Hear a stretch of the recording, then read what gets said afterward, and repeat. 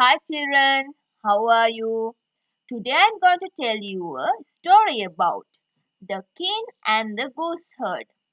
This is a story about how a king became a gooseherd. Before telling the story, I would like to tell Sinhala meaning of difficult words in this story. Okay, let's see what are the difficult words and Sinhala meanings of them. First one is Gooseherd. Gooseherd කියලා කියන්නේ පාත්යන් බලාගන්න කෙනාට. Next one awoke. Awoke is the past tense of awake. Awoke කියලා කියන්නේ awake කියන එකේ අතීත කාල පදේ. ඒක සිංහල තේරුම වෙන්නේ අවදි වුණා. Rose. Rose is the past tense of rise. Rose කියලා කියන්නේ rise කියන එකේ past tense එක. ඒක සිංහල තේරුම වෙන්නේ නැගිට්ටා. Cane කෙවිත. Tending රැක බලා ගන්නවා. Flock රංචුව. Geese is the plural form of goose. Geese කියලා කියන්නේ goose කියන එකේ බහුවචන පදේ. ඒක සිංහල තේරුම වෙන්නේ පාත්තයන්. Brook දිහපාර. Sparkled. Sparkled is the past tense of sparkle. Sparkled කියලා කියන්නේ sparkle කියන එකේ අතීත කාල පදේ. ඒක සිංහල තේරුම වෙන්නේ බැබළුණා. Shallow නොගැඹුරු. Whip කසය. Gander. Gander කියලා කියන්නේ පිරිමි පාත්තයට. Distance ඈත. Lad පිරිමි ළමයා. Crack පහර. Discovered. Discovered is the past tense of discover. Discovered කියලා කියන්නේ discover කියන එකේ අතීත කාල පදේ. ඒක සිංහල තේරුම වෙන්නේ හොයාගත්තා. Meadow තනබිම. Fence water. Return. Return is the past tense of return. Return කියලා කියන්නේ return කියන එකේ අතීත කාල පදේ. ඒක සිංහල තේරුමෙන් නැවත පැමිණියා. Okay children, now we are moving on this story. Look at the screen and try to read this story with me. Let's start. Long ago, in a land across the sea, there lived a good king who loved books more than anything else in the world. One morning he was out walking in the country, where he had gone on holiday for a few days. As the sun was very hot, he stopped and sat down to rest on a seat under a tree. He took a book out of his pocket and tried to read it, but as he was very tired, he soon fell asleep. When the king awoke, it was past noon. He rose, picked up his cane, and started for home.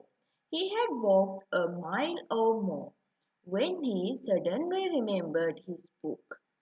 He felt for it in his pockets, but could not find it. He had left it under the tree. The king did not wish to walk back so far. Neither did he wish to lose the book. What should he do? Perhaps I can find someone who will go get it for me, said the king to himself as he looked about him. At the foot of a hill, not far away, he saw a boy tending a flock of geese. The birds were eating the short grass and wading in a shallow brook.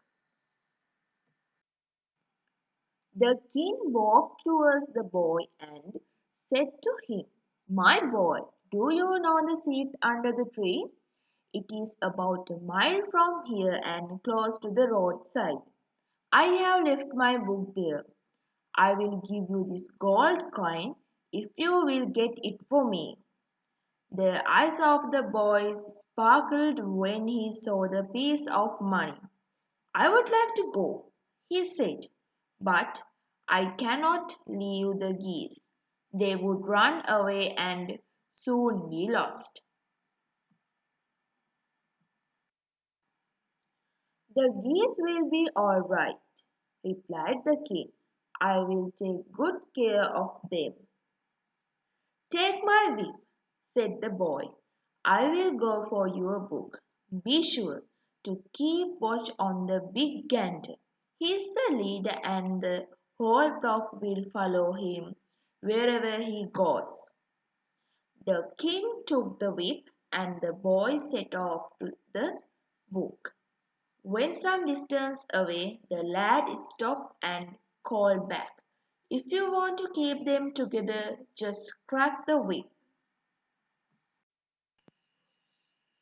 The king sat on a stone and laughed at the thought of being a gooseherd. It was not long until the geese discovered that their master had gone. With a great crackling and hissing, the birds went running across the meadow. The king ran after them, but he could not run fast enough. He tried to crack the whip, but failed. To make matters worse, the geese flew over a fence and began to eat the flowers and vegetables in the garden. About half an hour later, the goose boy came back with the book. When he saw that the geese had run away, he began to scold. I have found the book, and now you have lost the geese. I knew this would happen. You must help me to drive them out of the garden. Without saying a word, the good king handed back the whip.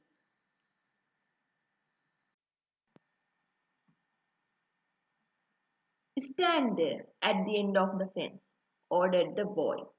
When I crack the whip, you must shout with all your might. The king did as he was told. The boy went into the garden, and after a great deal of shouting and cracking of the whip, all the geese returned to the meadow. I hope you will forgive me if I have not been a good gooseherd, said the king. Here are 2 gold pieces, one for bringing my book and one for all the trouble I have caused you. You see, I am the king, and I am not used to such work. The king? Cried the boy in surprise. I did not know.